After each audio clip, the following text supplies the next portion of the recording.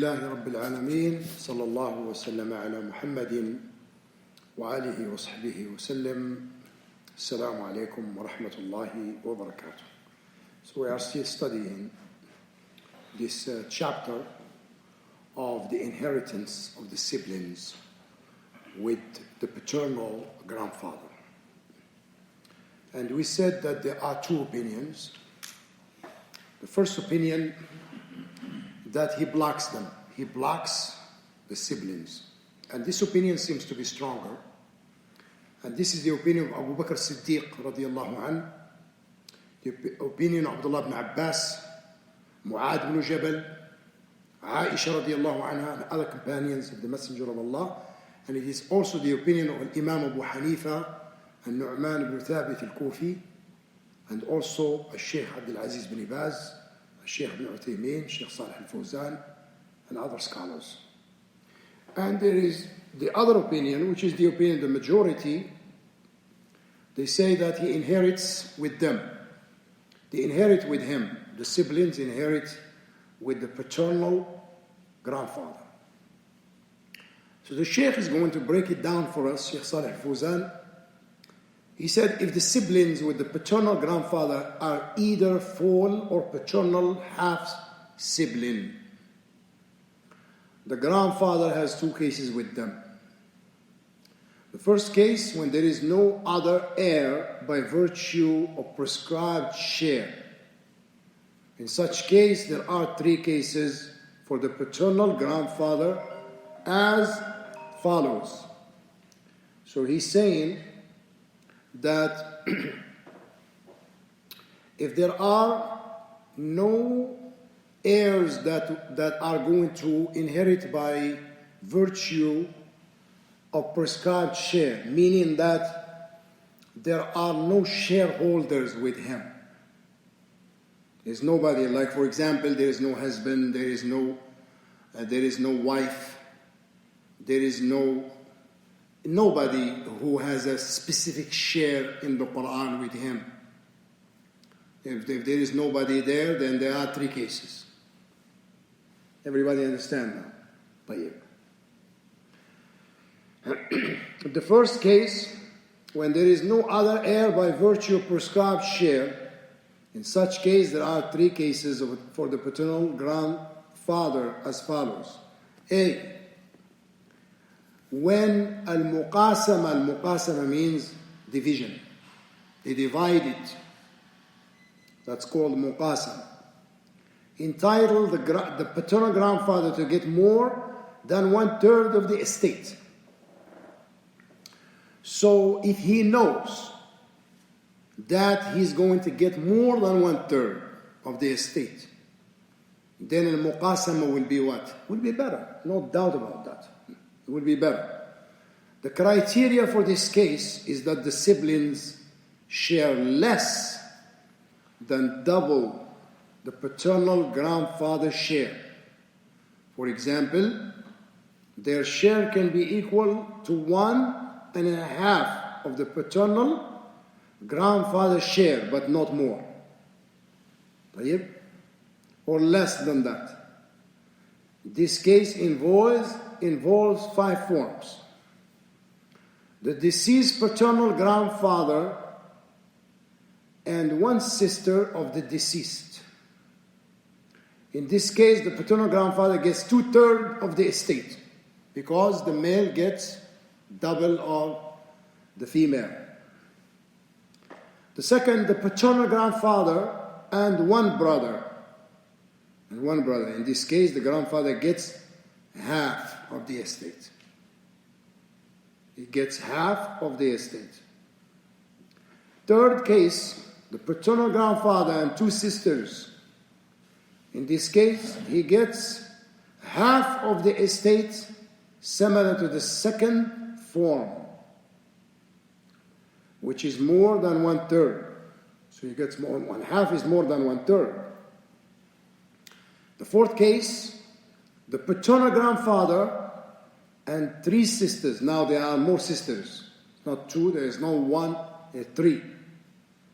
He gets 2/5, which are more than 1/3. 2/5, which are more than 1/3. Number 5, the paternal grandfather and one brother and one sister.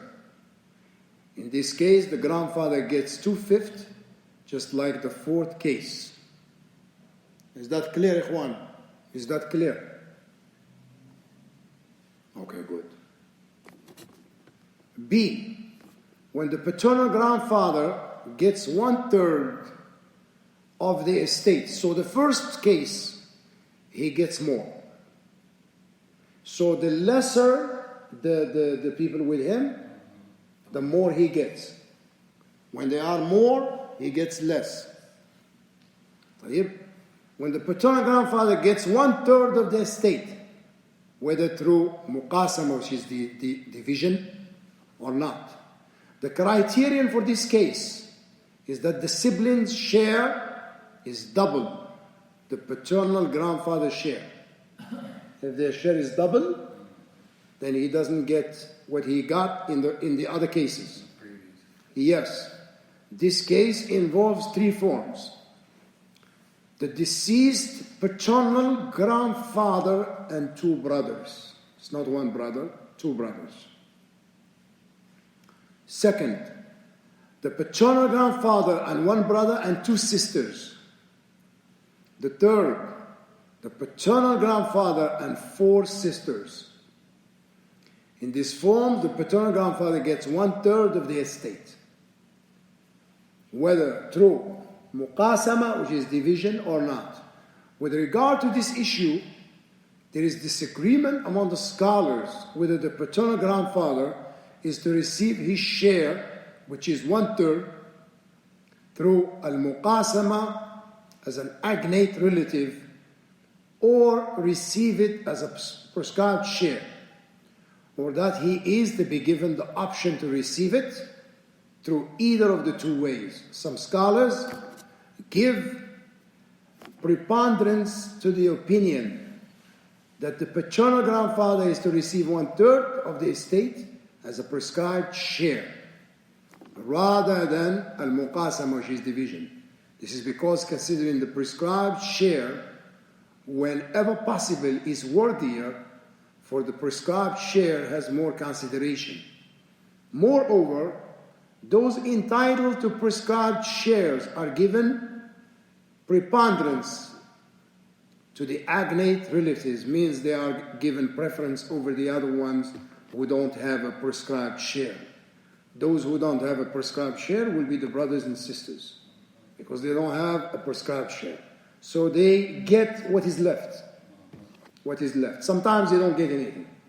For example, if there is a son, they can't get anything. The son blocks them all, so they can't get anything. The Shaykh said, see, 1/3 of the estate yields more than the share that the paternal grandfather will get through the muqasama, which is the division. In this case, the paternal grandfather gets 1/3 of the estate as a prescribed share. This is when the sibling's share is more than double his share. However, there are no limited forms for such a case. Unlike the 2 previous cases, the least number is such a case is the existence of the deceased paternal grandfather and 2 brothers and 1 sister, or the paternal grandfather and 5 sisters, or the paternal grandfather and 1 brother and 3 sisters, and upward. So as we say, the less, the better for him. The more, so he gets 1/3. The second case, when there is one entitled to a prescribed share beside the deceased paternal grandfather and sibling. Okay, there is one person with them who is entitled for a prescribed share, like for example, the wife, the husband, the daughter. So he said the deceased paternal grandfather and sibling, there are 7 cases. For the paternal grandfather as follows. He is to get his share through al-muqasama division. He is to get 1/3 of the remainder of the estate after the prescribed shares are distributed. C, he is to get 1/6 of the estate. So now we know that there are, when it comes to the grandfather, the paternal grandfather, he either gets 1/2, طيب, or he gets a little bit less than that, or he gets 1/3, or he gets 1/6. It's very simple. Either he's going to get more, or he's going to get 1/3, or he's going to get 1/6. There's no other ones except these three right here. When he shared through the muqasama is equal to 1/3 of the remainder. When he shared through al-muqasama, basically what you can say regarding the paternal grandfather and sibling, he has more preference over them. So he looks at what is better for him. If the division is better, he's going to get more share, then he goes with that. But if division is not good for him, he's gonna get less, then he gets 1/3. You get it?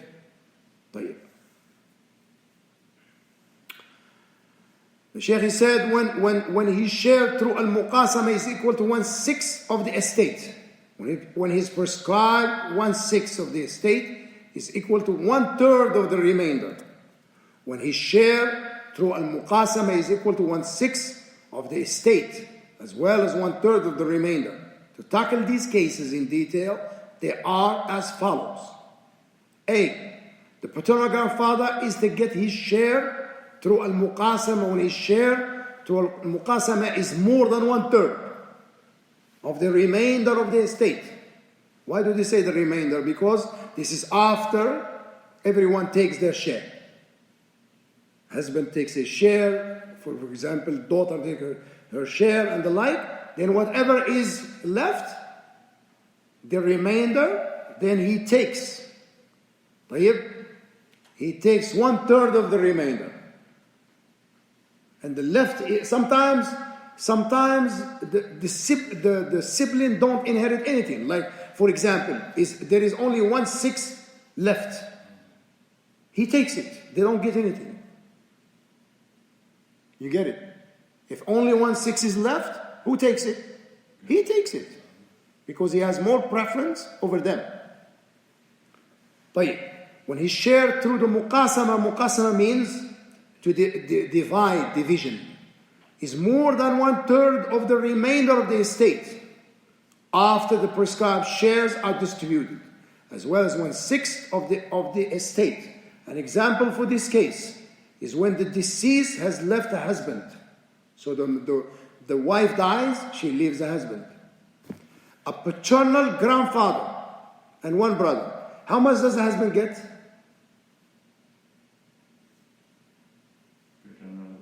No, the husband. The husband gets... How much does he get?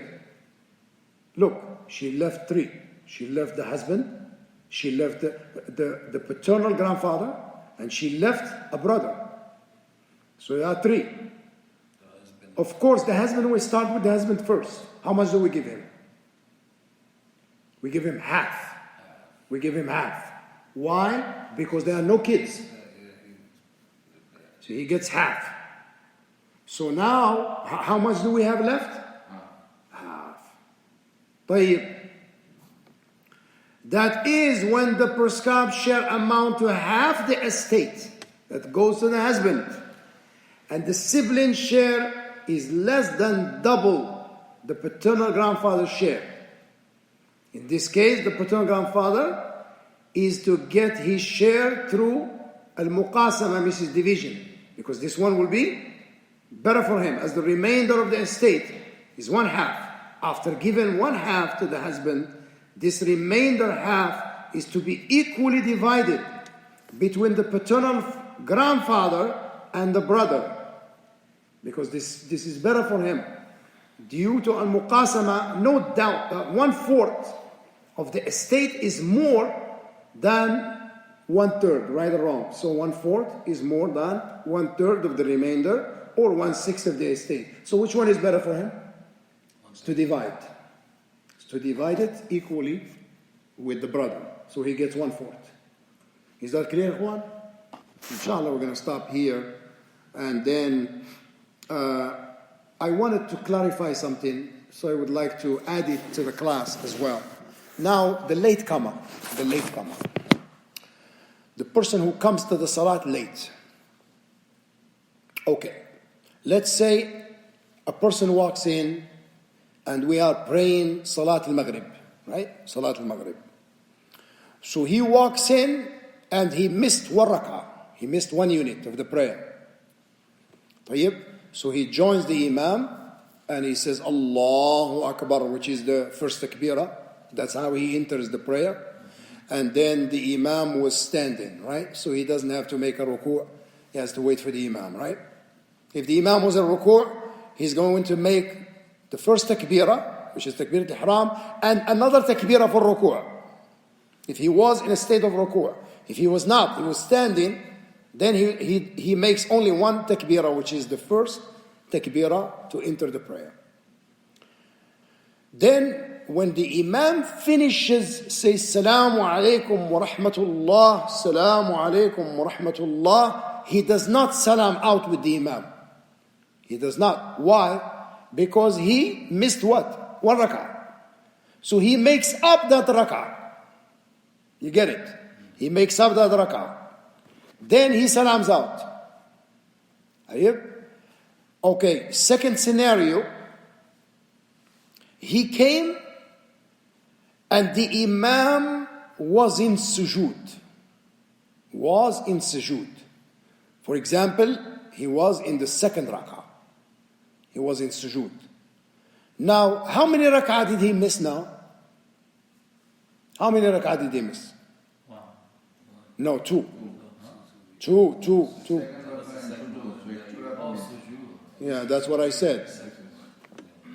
You pay attention, mister. So he missed two rak'at.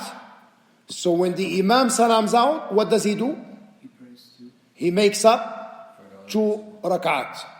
Okay? Third scenario. He comes and the Imam in the third rak'ah standing. Okay? So he came in, Allahu Akbar, and he prayed that rak'ah. Then the Imam salams out. Can he salam out? No. What does he have to do? He has to make up two rak'at. Yeah. So that's the case of the latecomer. So you follow the Imam, even if the Imam, for example, was in sujood, you follow him in sujood. If he was making tashahhud, you follow him in tashahhud. In any position that you find the Imam, you follow him. So whatever you missed, you make up. You have any question? Okay. We ask Allah subhanahu wa ta'ala to grant us all al-ilm al-nafi' wal-amal al-salih. Alhamdulillahi rabbil alameen. Sallallahu ala Muhammadin wa alihi wa sahbihi wa sallam.